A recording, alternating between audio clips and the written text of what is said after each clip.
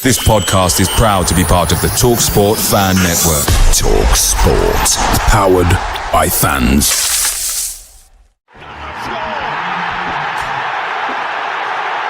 Styles with the save. Trent for the second here. A classic counter-attack, and Gibbs-White puts Nottingham Forest 2 ahead.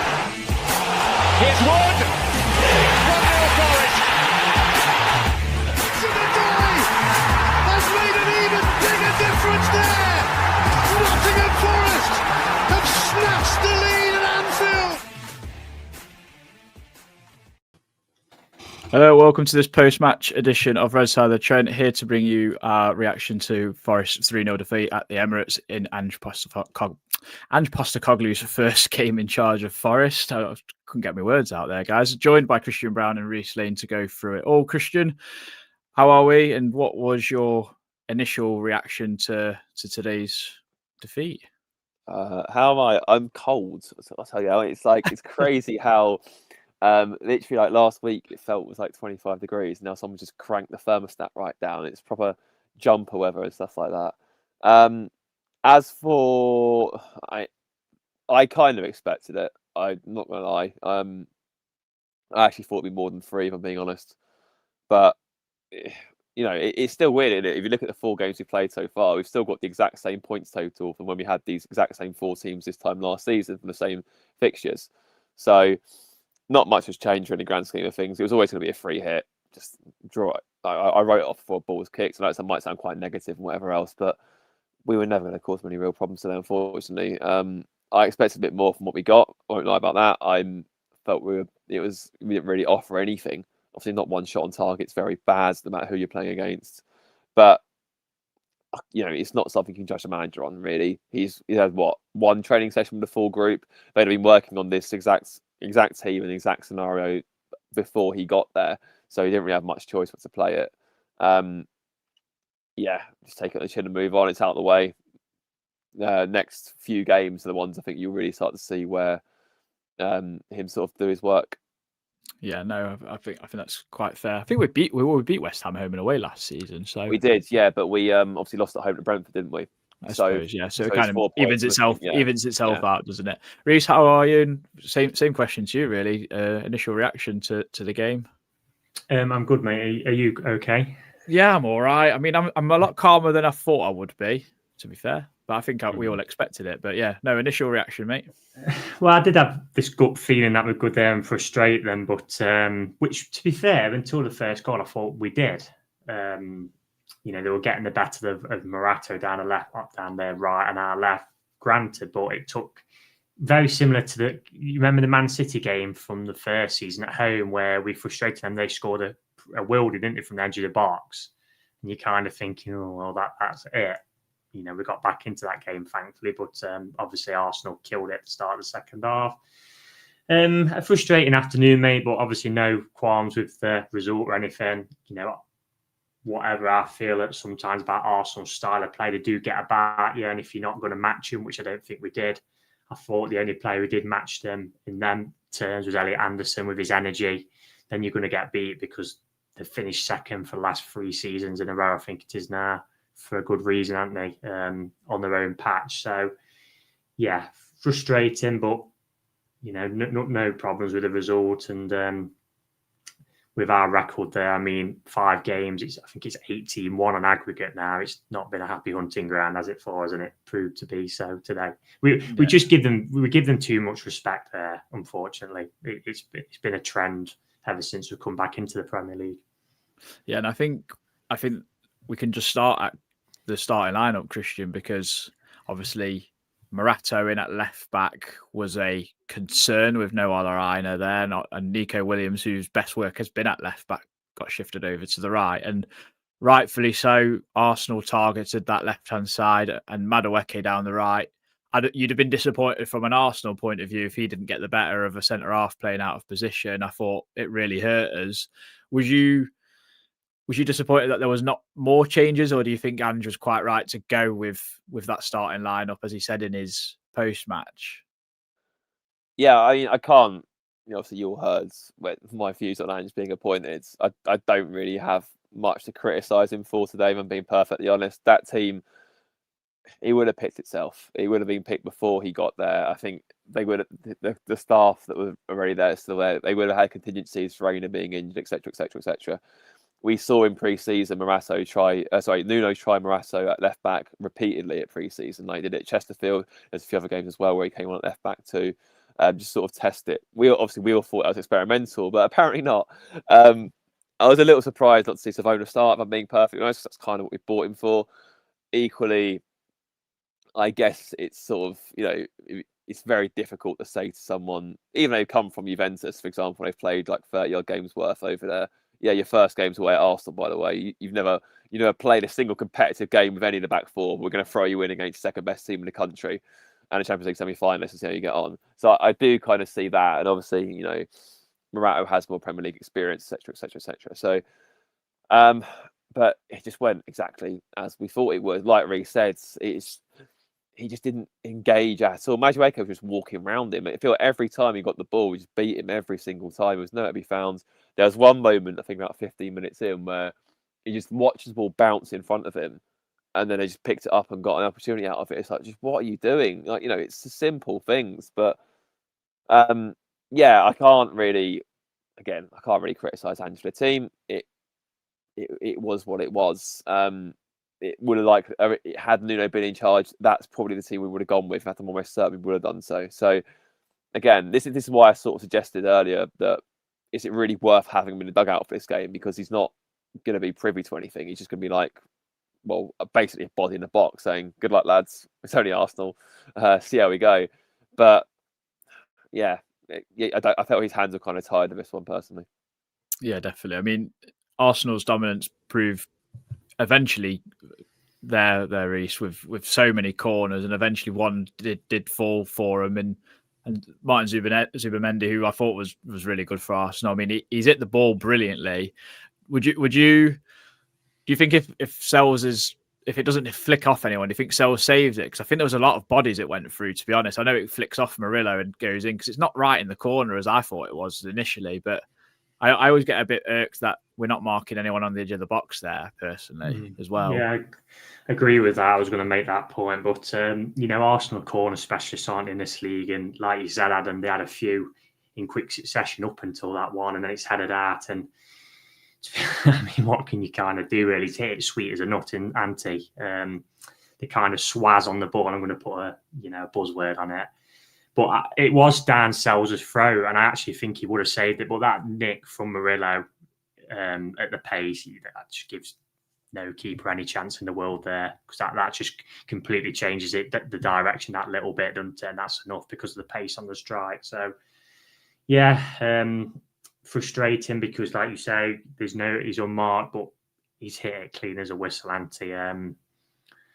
There's little kind of margins you could say about that goal, but you've also got to take your hat off and say, what a strike. I think if our CDM would have hit that, Sangari or Anderson, and it flew in like that, we'd all be raving about it, wouldn't we? So that's football, but just disappointing, really. Just keep the conceding of the corners. It was coming, let's be honest, wasn't it? The goal was coming. When they've had, I think it was like 4 corners in a row, wasn't it? You just thought they was going to get a chance like they had. I think Gabriel headed one just wide where he completely got his header wrong. Usually that ends up in the back of your net. I think there was one to the near post where Sangari got a head on it. It literally just went over the bar. Sells, I think, clawed one out just under his own crossbar. So it was coming, mate, from a corner. And obviously they kept it in play, as the Notts manager used to say, didn't he, Luke Williams? You have to take your hat off to him for the strike, unfortunately. Yeah, I mean, just sticking with yourself, Reece. I mean, Murillo going off didn't help, but I actually I'd like to ask you about this change, because I did think it offered us a little bit more balance until obviously the start of the second half, but we'll ignore that. But Morato going in centre half and Williams coming over to the left and Savona going at right back, it did give us a little bit more going forward. I just thought we looked more comfortable. Morato he wasn't at the race. He was a completely different player playing centre half. Well, I mean, Murillo, for me, was our best player before that. I thought he was excellent, and he was defending on his own at times, wasn't he? I think they had the one where it come out to Timber, which he actually got the injury from, where he blocked, where if he wouldn't have been there, I think that would have been 1-0. Yeah, agree about. I mean, Morata was just like Christian said, he was just not willing to engage with Madueke at all. And if you're gonna, with Madueke is very hot and cold, but he's just come off the back of 2 really good games for England, especially the Serbia game. So he's going to be confident. He's got a real chance because Bukayo Saka's injured at the minute. And then he must be rubbing his hands together thinking, I'm playing against a centre-half today who I think as a fan base feel is pretty much average. Some will actually say Morata is crap, to be honest. So he must have been rubbing his hands together. And then for him to not even engage, and then like Christian said, that one where he let it bounce, that's just schoolboy defending, isn't it? Letting the ball bounce. Why don't you just head it away? And he was having him on toast, and that's probably one of the reasons why Murillo did get injured, because you have to keep covering from that side. But him going off, and I get what you're saying about the balance, and yeah, it did probably help in total, because we all agree Nico Williams looks far better at left back. But Murillo going off hampered us massively as well. It was kind of a catch-22 scenario, wasn't it? Yeah, I mean, with that makeshift defence, mate, against a team like Arsenal, it's always going to be a tough afternoon. It was, and it proved to be, because whereas Morata wasn't at fault for any of the goals, the kind of tone was set because they were just killing him down their right side, weren't they? And is one of the reasons why they got so many corners in succession for up to that first goal. Yeah, I mean, going in at 1-0, I mean, I wasn't too disappointed at that, because I always think you've still got a chance, haven't you, Christian? But early doors, second half, and I mean, the game's done within 60 to 90 seconds with a long ball over the top. I mean, Savona gets caught underneath it completely, and it's a great pass from Eze, and the striker Gyökeres is where you expect him to be, and it's an easy goal for him. Probably won't score an easier goal this season, you'd argue, and that's killed us. It's killed the game really, because Arsenal was so organised. I thought defensively, we just couldn't do anything. It was a struggle today. Yeah, proper. I mean, I felt a bit for Savona really, because I actually felt before when he came on like halfway through the first half, he actually looked all right. I think a lot of people's concerns about him was that he'd be quite slow and sort of lumbersome, but he moved quite freely. He seemed quite quick. He seemed quite sharp in the tackle, good on the ball. It seems like, okay, seems all right. And then literally within 60 seconds of the second half, it's like, oh, okay. Obviously, he badly misjudges the ball and then just lets Eze run in behind him, and then that's that. But I think it's just very frustrating. I know obviously football's all lifts and buts anyways, but if we do not be stupid there and hold that out, I think the longer it stays 1-0, the more Arsenal will sort of probably open up, and that will give us the space on the counter. But as soon as it went in, they're like, right, arms there, game's done, and they just controlled the game from that point onwards, really. Yeah, it basically, the ref may as well have blown on that time. You might as well just blown full time, literally a minute after half time, because we will never get back into that game. Can I just add before we move on? It's been a common theme at the Emirates that we've come out second half, I think, in 3 of the 4 years now, and conceded within the first 5 minutes. Last season, I think it was Partey who scored. The season when we lost 5-0, the first season, I think Reece Nelson scored in the first few minutes. And then once a team like that away from home gets that second goal, the game's done. It's dead. And they just had us at arm's length then. They'd probably save the energy because they've got, Athletic Club Bilbao in the week. And then if they have to step it up a gear, they will do. But yeah, I mean, I know obviously Ange kind of wrote it off today in his presser after the game, but he must have been furious after a half-time team talk. Like you said, Adam, we're still in the game at 1-0. And then to concede him in the first 2 minutes, it's like, as a fan, you're like, can I be bothered to watch the rest of this half? Because you just knew the game was over. And yeah, and by the end, it could have been more than 3, to be honest. Yeah, I mean, I know, Christian, me and you have definitely got a different opinion on Chris Wood today. I just thought he didn't do enough for me in terms of trying to help us get up the pitch. I know you saying about he didn't get no service, but I just thought he's got to sometimes drop in and anticipate someone winning the ball and having to have an option. I just felt like he got bullied a little bit. I know he's not one of them sort of strikers. Though, is it? I know, but he's just got to find space and just give us something. I just was a bit frustrated with him. You can't get annoyed at a player for something he isn't. Like, Chris Wood is not Harry Kane. He will not drop in and help out. We know that. We know his limitations. There's no point getting annoyed at him, something he physically cannot do. He had nothing today. The ball was basically booted in and around him. He had one of the best defenders in the league on him, and someone who, in Mosquera, is clearly very, very good as well. And how Arsenal got him so cheaply as they did is remarkable. Fair play to him for that. It was always going to be a tough sell from today, especially after coming in from New Zealand. God knows where he landed, probably Thursday lunchtime, I imagine. And, he's straight in. You can't get annoyed for a player for something they aren't. It's just not. I just think then if I know I'm just stuck with that team and familiarity from the first few games, but I just think you've got to make a bit of a bolder call then and maybe take him off at half time. I'm surprised. Yeah. I'm surprised Igor Jesus wasn't available today. I'm surprised he wasn't on the bench because he would have done that role, and I think he would provide that bit extra. But I mean, he hit the bar from an unusual effort, I thought, off his chest. I mean, it absolutely cannoned off him. But I thought Dylan Bakwa and Cali Mwendo looked pretty bright when they come on, and I think we'd all agree they look quite exciting. I think Bakwa, the first thing he did was take a touchdown and nip between two players and got Calafiori booked. But then we didn't really get him in a 1v1 situation to go back against Calafiori too often because we just got overrun, to be honest. It was just Anderson against everyone.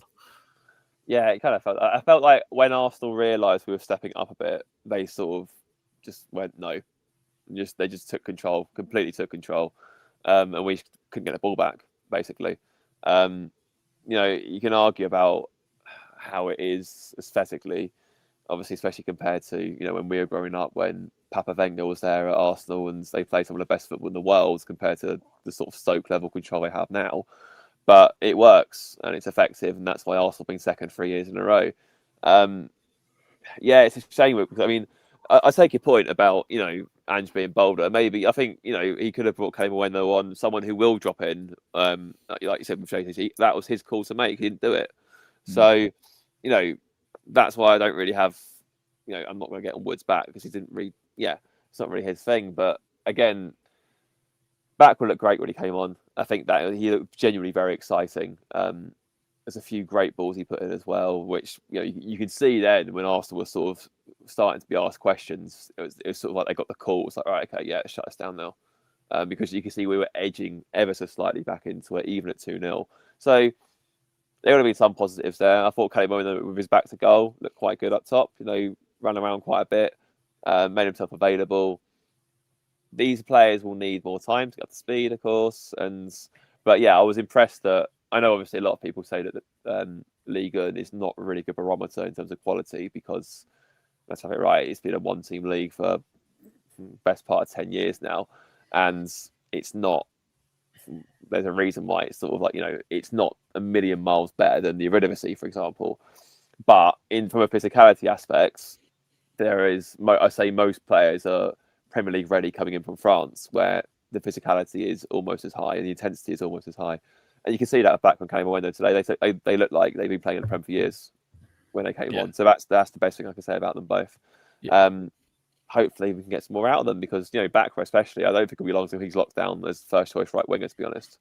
Yeah, I mean, Reece, what did you make of Cali Mwendo? Because I thought for us, he's quite a small bloke in stature, but he looks physical. Like he looks like he's not bothered by that. I'm quite excited to see what he's going to be like for us. Yeah, I mean, I would have personally started him today because of the travelling for Wood, and I think we've seen against Arsenal, it's not really his bag into because Gabriel. I know they usually have Saliba, but Gabriel loves a physical battle. He relishes a physical battle, and he's a very, very good centre back. Hence why he's playing at the side who are usually second and a Brazil international. I thought he was all right. I mean, Bakwa, yeah, I really liked. The first thing he did, like you guys said, the first thing he did was just try and take somebody on and be positive. And he did that, like you said, Adam, and got Calafiori booked. Like Ange said in his presser afterwards, for me, it was a bit of a dress rehearsal for the side. What's been like the start of the season under Nuno. Aside from the enforced change, it was the same team, wasn't it? I was surprised, to be honest. I didn't think Wood or Sangaré would play today. So Andrew would be looking at it because, let's be honest, not a lot is broke. He's only come into the building because Nuno's obviously had his arguments through the media, and we've decided to make a change. It's not like he's come in and we're in absolute disarray, etc., and he's got to make wholesale changes. So he probably, he's not stupid. He'd probably look at the side today, see how we go, who's impressed him. He picked 2 names out in Anderson and Bakwa, and then he'll probably look at some others who he'll maybe think, well, I'm not too sure about you. Do I bring somebody else in, or long term might not think they're part of his system? Because there is players on that pitch today whose level has dropped over the last 3 games from that opening day, because was so good on that opening day. So Wednesday night gives him the perfect opportunity to make these changes. He did mention as well about Douglas Luiz. He didn't want to throw him in today. I guess when he brought Yates on, the game's gone into it at 3-0. So we all wanted Douglas Luiz to come on to see him, but he's not going to come on and change the game, is he? We get a point. So Wednesday night gives these players an ample chance to, against, with respect, a championship side. I know Swansea are not doing too bad at the minute. Gives them a chance to make a stake for the Burnley game next Saturday, which we all think is a game where we'll be favourites for, as we will be for the Swansea game. So I think Ange, from that perspective, will be quite pleased. He gets a chance to rotate and see what's what. And I'm sure come this time next Saturday, a few hours before, that will actually be a few changes from today, I'd expect. Like you said, Adam, I think Bakwa for me is going to be our starting right winger. And I'm not saying that on because of the cameo today, but Ndoye is a left-sided winger. Yeah. So it's going to be him and Hudson-Odoi for me, battling on that side, and obviously Bakwa and Hutchinson for the right. And you'd have to say, because Bakwa's got a nod today, that and he's come on and done well, that he's probably the first choice for that position as it stands. But we'll see. Wednesday night gives Ange plenty of opportunity to look at plenty of players and us as fans, because aside from the odd cameos, we've not really seen too much, have we, from a lot of players? So yeah. I'm quite excited for that Swansea game for that reason alone, really.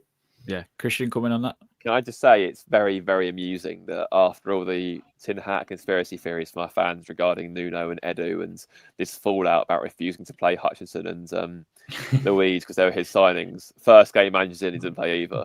That is quite funny. But no, I agree. I was more looking forward to Swansea game this one, to be honest, just because this is a free hit for us. We actually get a chance to see of players that we've signed. We get a chance to see what Ange ball or mate ball might be a bit more like against the championship side. So yeah, it's one minute. I was because of all the disruption this week, which I got from his presser as well. Is kind of a bit.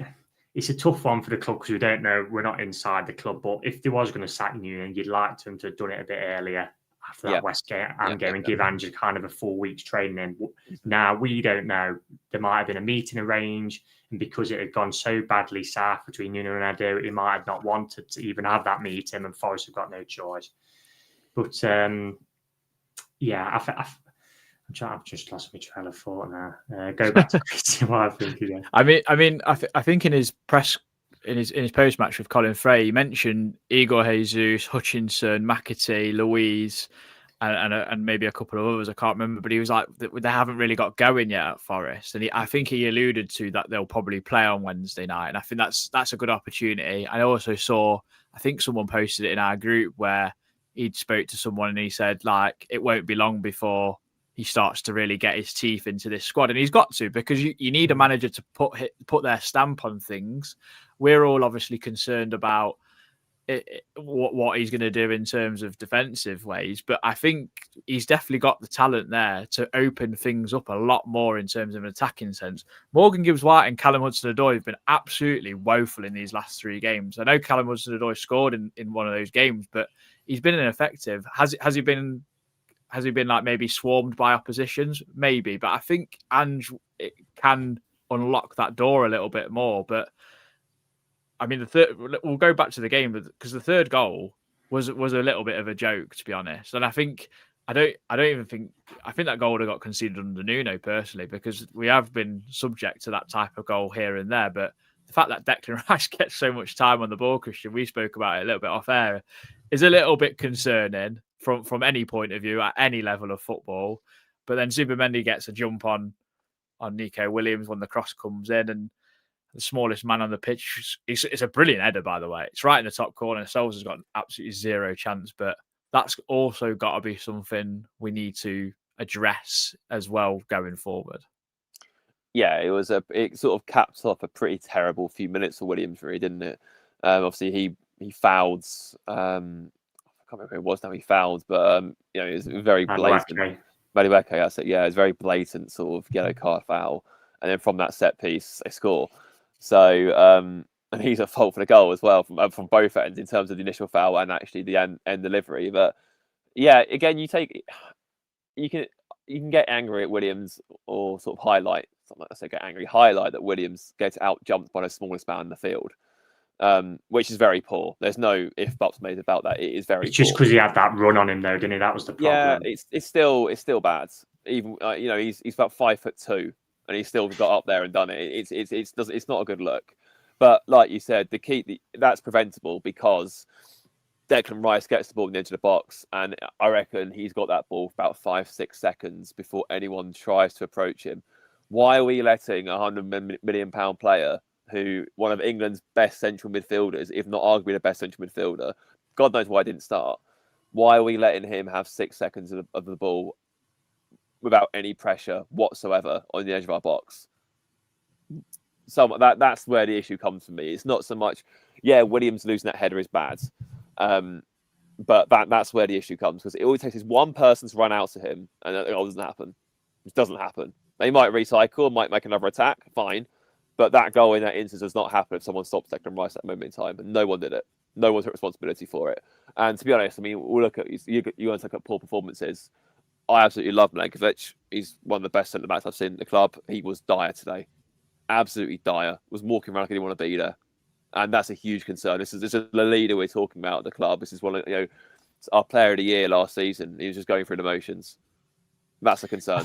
I think a lot of them was, to be honest, and I'm hoping that's kind of down to because it's been an international week and it's been such a disruptive week for the club because of the change of managers. So some players have flown out to play for the countries and then come back, and then there's a whole new manager and coaching staff, and they're literally going to have half a session probably with them.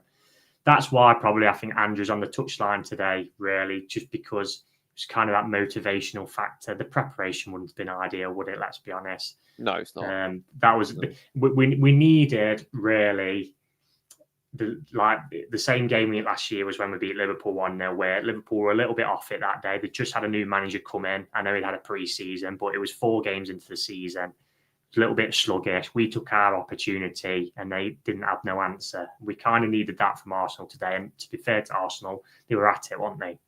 So when teams like that are at it, you've got to be at it and then some, and we wasn't at it. So that's why it ended up 3-0. And if there would have been a bit more brave, I'm thinking like Trossard towards the end, it probably could have been 4 or 5, mate, to be honest. Well, it could have been like, when McAtee got rushed in possession. This is what I say. Yeah. Like, Adam, you talk about... That's what I mean. Just about getting about him. Yeah, you talk about saying, like, I know obviously you can say because of limited minutes and whatever else. And obviously the natural reaction is now we've got a big squad. If someone has a bad game, it's like, they need to be dropped for so-and-so. To a degree, that's fair enough. But you can only do that if their replacements are actually looking sharp. McAtee was just as bad, if not worse, than Gibbs-White today. Very nearly gave a goal away from being totally careless in possession in their own half. And we're saying, drop him for him. That's not going to work. So we need a manager to do his work on a training ground, really. That's what it's going to come down to. I think he will play Wednesday night, though, McAtee. He will, yeah. We'll make 11 changes for Wednesday. He doesn't look like a player that will come on and be an impact like that unless the game's a bit poised sort of thing. He looks all right at Palace, to be fair. When he came on to somebody at Palace, he looked good. He's another young lad, and I've said this so many times, this pod, but young lads to realise potential need game time. You're not going to get people, unless they're like a special player, they're not going to come on for 10 minutes here and then just turn the game or flip it on its head. They need game time. I think he's one of them who is going to need a run of games. And look, Ange, Monday morning, it's a new week. He'll have his first full week on the training ground. I know we've got a game Wednesday night. It gives him a great opportunity, as I said, to see a lot of the other players, same with us fans. And then it'll give him a decision to make next Saturday. The positive is that Swansea game, if it goes to plan and we play well and we win, then it gives him players a chance to get their share. And players who we thought have been a bit sluggish last few weeks, if they come out of the team, well, it's up to them to try and get that place back. They can't. This is why we're in this position now where we can afford to make these changes and bring in quality players. And it's not like last season where even if a few players dropped off, they haven't got anybody in to come into that share. This time we have, apart from probably, obviously now Iron is injured, which is typical at fullback. But like I say, I'm looking forward to Wednesday already, because we're gonna see first starts for many players. I mean, probably Douglas Luiz the most. I think we're all looking forward to see what he can do. Would you say, guys, that these next 4 games, because I'm going to include the Betis game, is actually quite a good timing for us in a sense, because, like you say, I'm going to say it, Swansea, Burnley, and Sunderland. We expect to beat each of those teams, and then you throw in Betis because it's a first European game for us in a long time, but it's a good opposition to go and play away because they're probably our toughest opponent, you'd argue, in this European competition. It could be quite a good barometer. It could be quite a good building platform, you'd argue, but there's also that pressure because we need to go out and win the game, don't we? We need to go out and win these games to start building, I guess. Yeah, I mean, I would, regardless of who the Forest manager is, I would expect Forest to be going into these games looking to win, especially the next 3, Swansea, Burnley and Sunderland. Obviously we've got Betis in between, of course, but those 3 domestic fixtures at least, you'd be expecting Forest to win those games irrespective of who's in charge. Hopefully, if we go to Swansea, for example, and we play well, then it's sort of, like I said, it does build up a platform. It does give us opportunity to sort of build through and let him make his mark on things and whatever else. But we've got to go and do it. That's the main thing. We've got to go and do it. Yeah. You look at these next 4 games, and we'll definitely be in 3 of them the favourites: Burnley, Sunderland, and Swansea. So and Betis, it's going to be tough away from home, but they got absolutely slapped by Chelsea in that Conference League final. Was it 4-1 by the end? We had a really tight game at the end of last season against Chelsea. We lost 1 and then we drew 1-1 away. So I wouldn't imagine they're not Real Madrid, Barcelona, Atletico Madrid level of Spanish side, are we? We can also go there and give them a game and get a result. So, but the 2 league games, as a manager, I know it's not played on paper, but we all predicted Burnley to finish bottom. You're playing them away. Sunderland, to be fair, have started well. Good point today at Palace. But at home, if we want to progress as a team, we want them to be looking to beat Sunderland at home, for sure. Yeah. Going to go to a few comments. Obviously, Mark in the comments says Anderson on in the 6, Luiz in the 8, Callie in the 9, and Backward and Doyle on the wings with Cho as sub-rotation. Pat Brett says, I fear that our bad recruitment at fullback and inability of new signings to have a pre-season is hurting us, which is also quite difficult because of all the whole cast thing. I thought so. Peaches for today, positives, not afraid to pull MGW off. Sangare Hook subs made at a reasonable time, and it was free hit. And apart from fullbacks, we have good competition for places. I also disagree with that because if Iron is not injured, we have competition at fullback, right? You'd argue, Reese. Yeah, I guess people have just got a little bit perplexed about, because Savona's build, isn't he? He looks more like a centre back than full back, but he didn't look short of pace. It was just the bloody ball over the top. And just on the Anderson in the 6 thing as well, it's not annoying me, but Anderson's made his name for Forest, right, playing as a number 8, and he's played over a whole season playing as a number 8, and he's been fantastic for us. That is the reason why he's got called up for England, playing as a number 8, because he's an all-action midfielder. We do not need to put him as a number 6, an out-and-out number 6. And people might come back at me now and say, yeah, well, Sangare is this, Sangare is that. Fine, take him out the side, not a problem. But if we're going to bring a midfielder in, which we expect will be Douglas Luiz, I want to see Anderson and Luiz doing that role together, a 6 and an 8. Because Anderson's too good for us just to be sat in front of a defence. He can do everything. And you saw it today. At times for me today, it was like a 1-man midfield because Gibbs-White and Sangare were just out of the game too much at times. Yeah. Christian, Ryan Santo has asked, do you think you'll call Moreira back? I don't Nowhere near ready. No. We saw that last season. He's another one. He needs game time, regular game time. Reece is right. He's obviously just leave him at Rio Ave. I think he's not like. I think we've sort of fallen into a trap where at Forest, if you are pushed out on loan, it's sort of a case of like, oh, that's it, they're done at the club. I don't think Moreira falls into that category personally. I think that him going to Rio Ave is designed. He's still very young. Give him a season, and then we'll have a look at him in pre-season next year. You have to remember as well, Einer's approaching 30 now, and he never for as much as we love him, he does have his faults. He very rarely completes games to at full fitness. We all see him, like as we said before, he's very much red bar off about an hour. Heavyweight boxer. Yeah, so there is very potentially a slot for at right back moving forward. That's obviously why we start to find Savona, and I imagine Moreira could well be that backup in the future. So I don't think he's not like, for example, your Richards or your Bowlers or your Dennises who've gone out on loan who definitely have no future at the club. I think he does. He just needs to go out and prove that. So he needs a run of games, and he ain't going to do that at Forest. There's no way. There's too much at stake.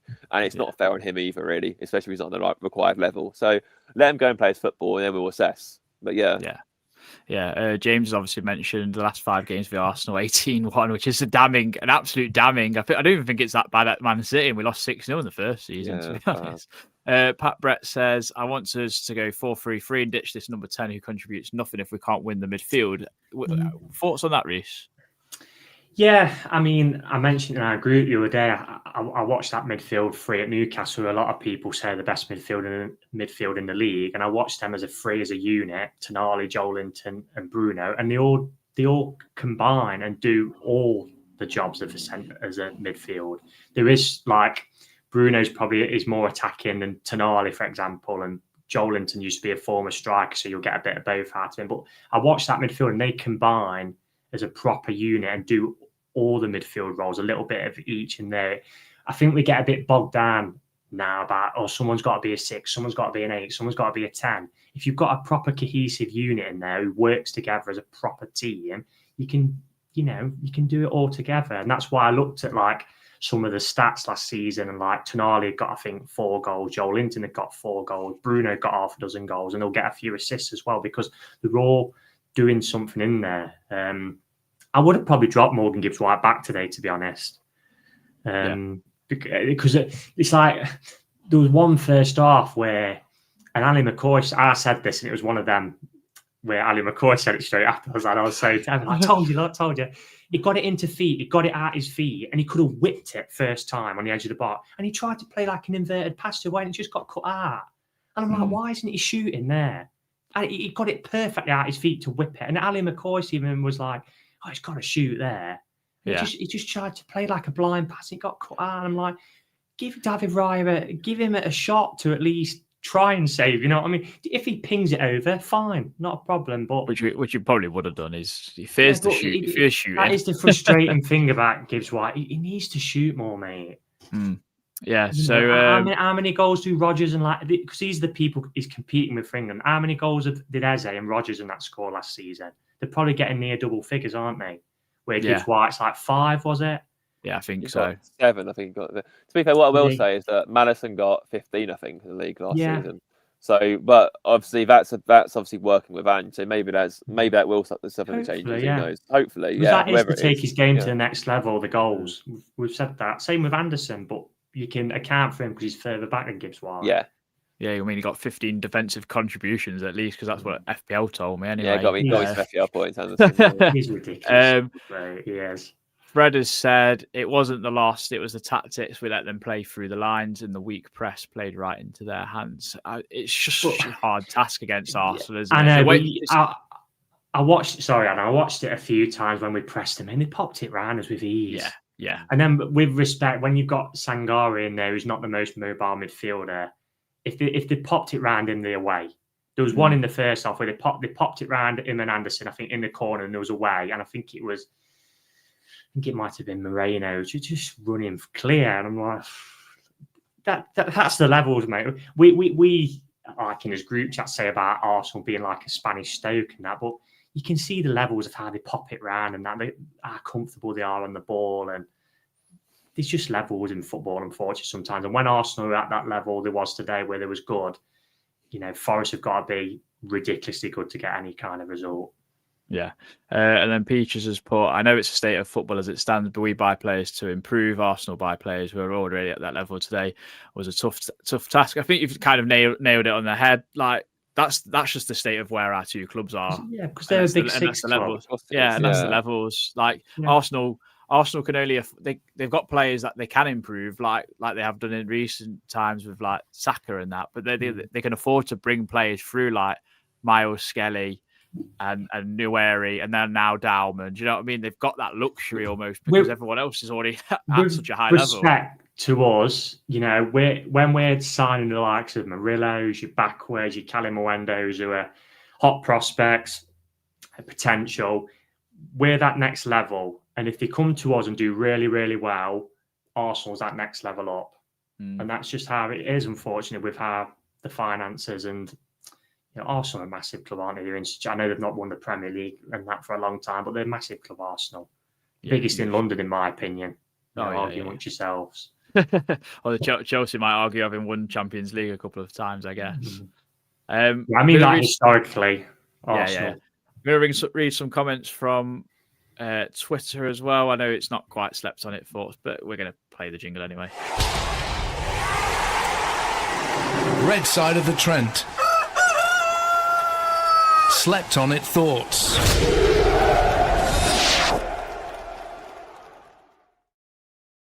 Need to update that logo as well.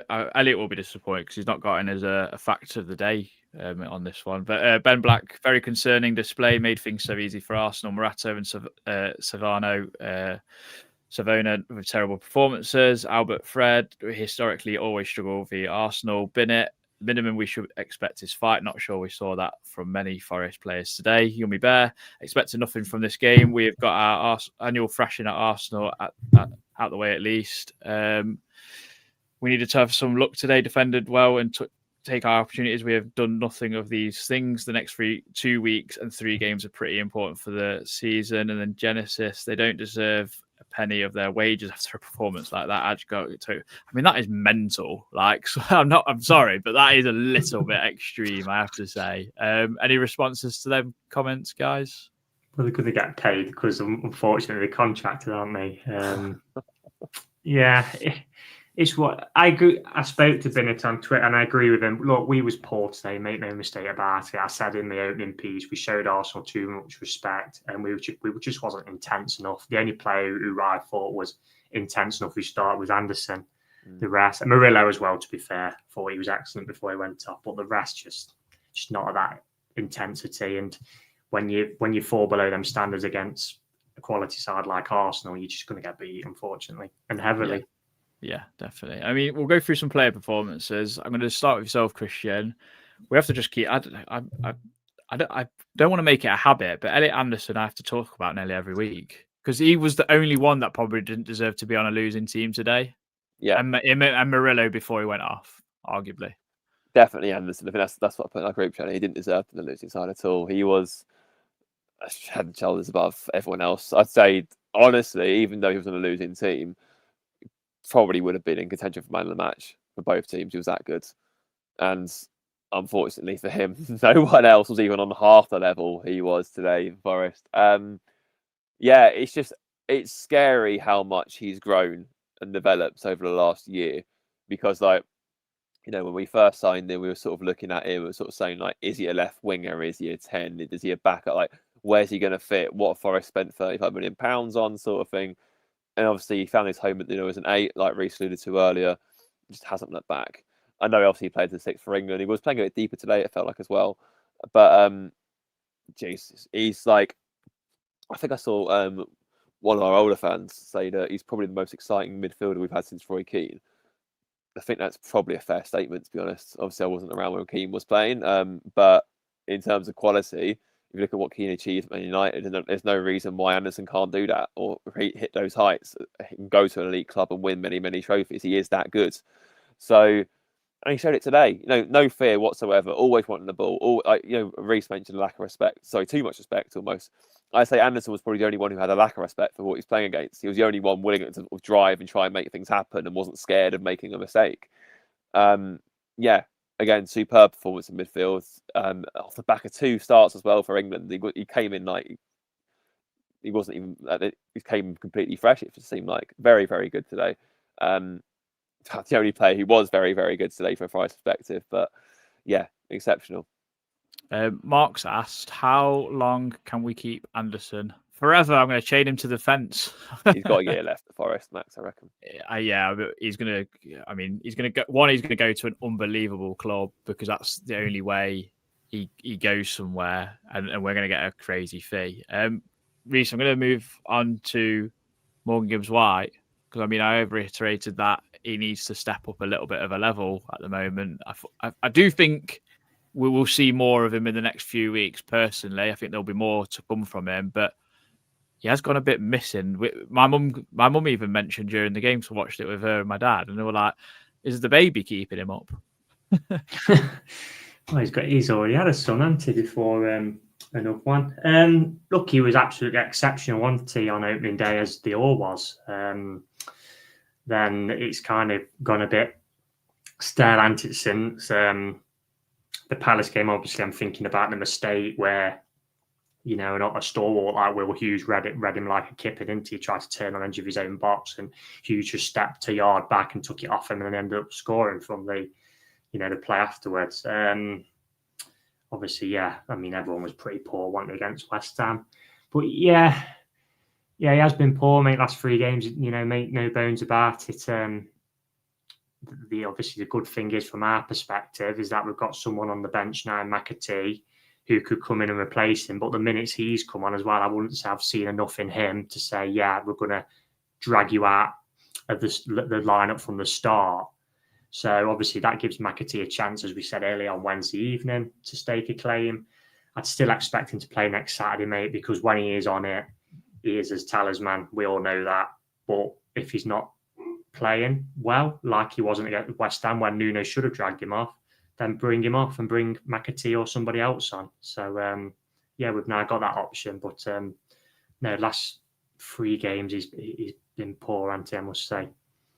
Yeah, Christian, next player I'm going to give you is Morato, because I thought we saw almost a dual personality of him today. And I actually thought he reaffirmed why he was a little bit of a cult hero like last season when he was coming on and seeing out games. Because I actually thought at centre half, he looked all right. He looked fairly okay. Like even his ball distribution, I thought was good.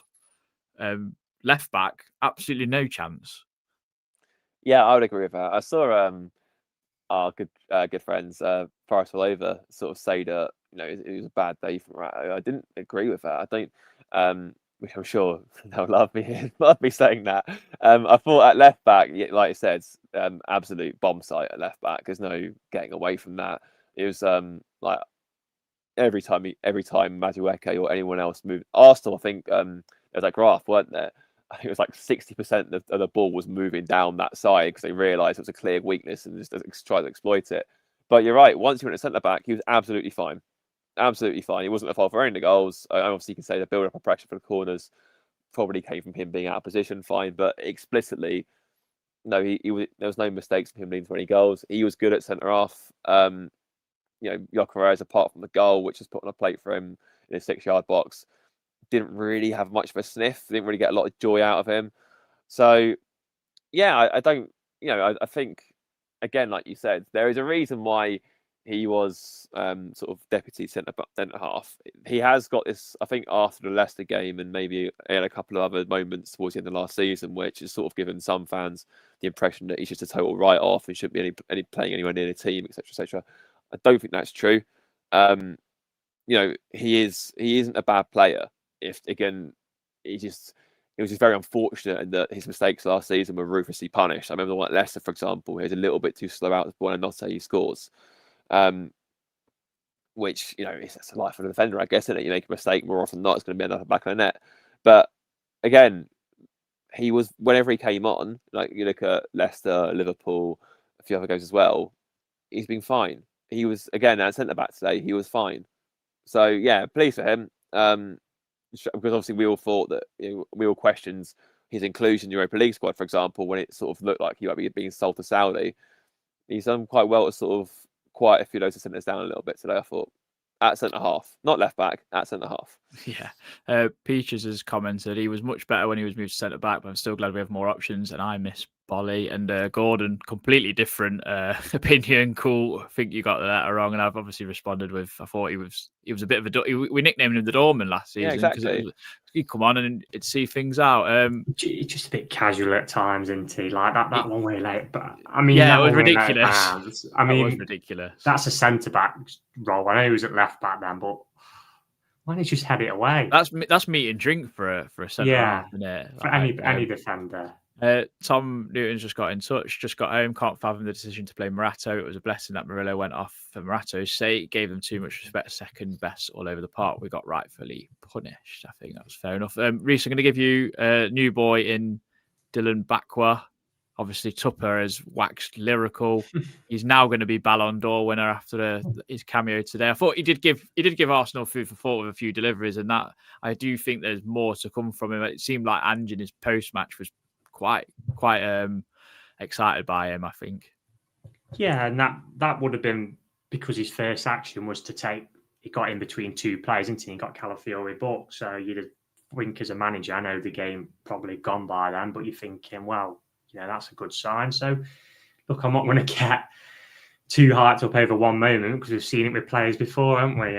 We've waxed lyrical back when Chris O'Grady come on at QPR and he was absolutely superb, and Miguel Angel Guerrero had a few good touches at Barnsley. I think is what I mentioned the other day. We've had it all before, haven't we? But look, he's obviously a player with a lot of potential, very hot prospect, and hopefully we'll see him on Wednesday night, see what he can do against a side who you'd like to think he can cause problems against in Swansea. But yeah, it was an encouraging debut, I think, is what I'd say. But I'm not going to go over the top and say he's the best thing since sliced bread. But I do think he will become our number one right winger because I expect Doyle to go to the other side. Yeah. Mark's commented on the fullback situation. Didn't Jai Cunha have some game time? Yeah, right back. Yeah, I think that was more because Nuno didn't have anyone else to play. Whoever we stuck at fullback today was going to be a tough ask, wasn't it? Because your options would have been, for me, you're not moving Murillo out of that centre-back partnership. I think that'd be stupid, personally, because that centre-back partnership is tremendous most of the time. So really, you've got to either play Williams there at left back or you're playing in Savona at right back, who you would be chucking him in for his debut. I think he's had a knock recently. Unfortunately, got caught out for the second goal. So what options have you got, really? The only other option was to probably play a back three with Morato in that back three and then play the wingers as wing backs, really. I think it was on a bit of a hard into nothing, weren't we, whoever we stuck at full back today, personally, because it wasn't ideal. It just wasn't an ideal situation, was it? No, I think Jay Cunha as well. He'll be going off to the Under-20 World Cup pretty soon as well. And he's a centre-back.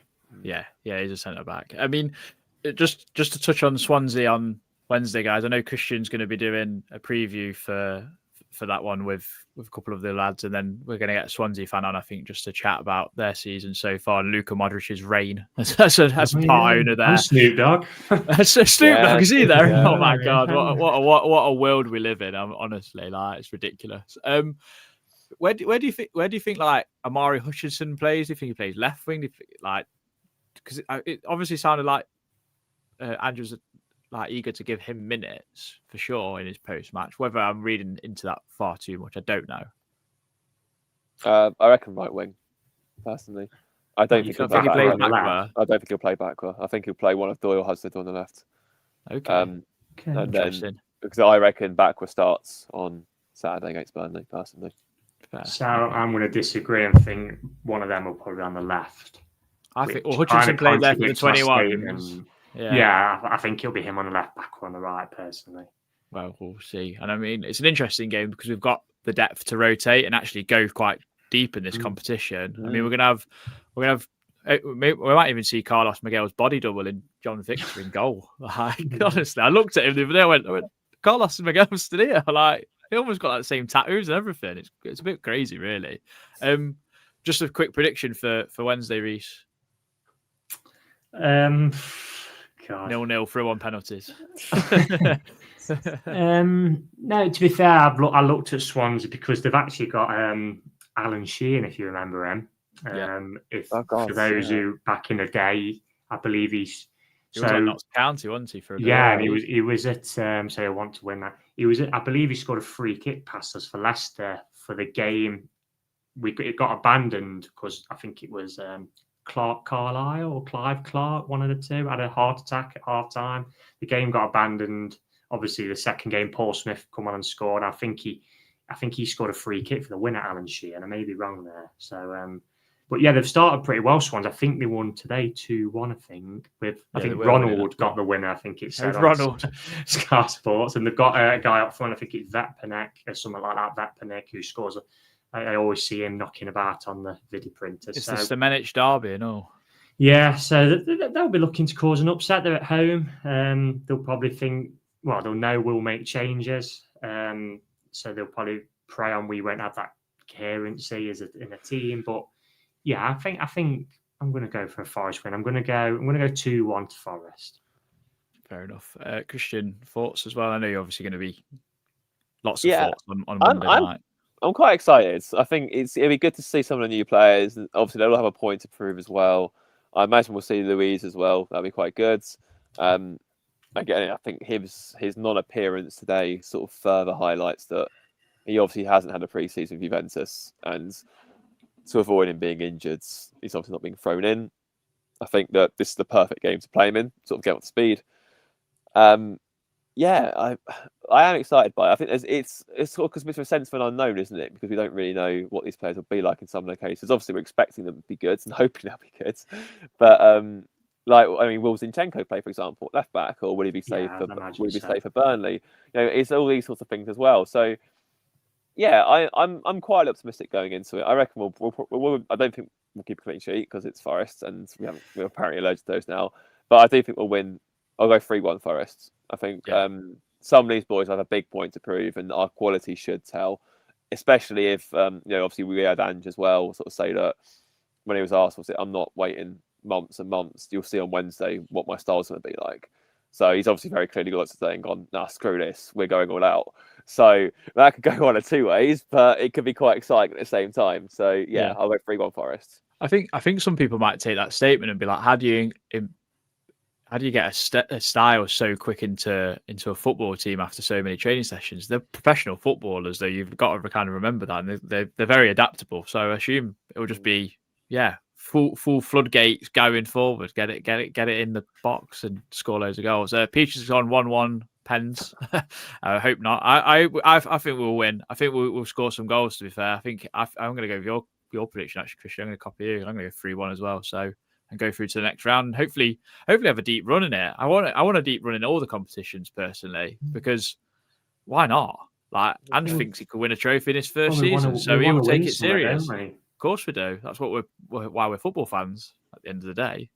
But no, it's been a good one, guys. I think it's been level-headed. It's not been as crazy as you'd imagine, but I think that's because we was expecting to lose regardless of who the manager was. But thank you for everyone that's got involved. Sorry to the chat that we didn't read loads of comments out. It's difficult. It's a difficult kind of job to do as well. That's your constructive feedback for this episode. More comments on the screen. Yeah, we'll do that. We'll kind of include it into the slept on it thoughts going forward. I think just get everyone's comments going and try and react to everyone what they've got to say and any questions they've got to ask. So we'll try and get that going in the future. But no, thank you very much for everyone that's joined us. If you've enjoyed it, drop us a like, subscribe for more. You consider membership for early access to future pods. We'll see you in the next one when Christian will bring you the preview for Swansea. And until then, enjoy the rest of your weekends. Come on, you Reds.